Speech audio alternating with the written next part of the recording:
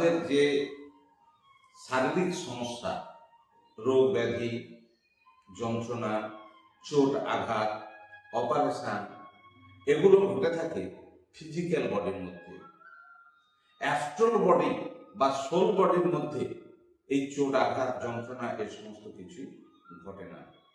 কিন্তু যে বাস্তু পুরুষ, আমাদের বাড়ির যে বাস্তু পুরুষ, বাস্তুকরণের পুরুষের সঙ্গে এই ফিজিক্যাল বডির সংযোগ থাকে না, থাকে অ্যাস্ট্রাল বডির সংযোগ।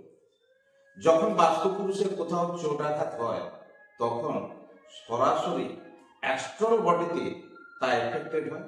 অ্যাস্ট্রাল বডিতে যখন অনুভূত হয় তখন তা আমাদের মর্ম বেদনা রূপে প্রকাশ পায়।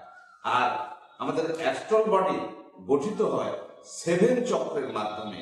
এই 7 চক্রকে নিয়ন্ত্রণ করতে হয়, যেটা মুনি ঋষিরা তারা মেডিটেশনের মাধ্যমে, জপ তপের মাধ্যমে এই 7 চক্রকে নিয়ন্ত্রণ করতেন। আমাদেরও 7 চক্রকে নিয়ন্ত্রণ করা কর্তব্য।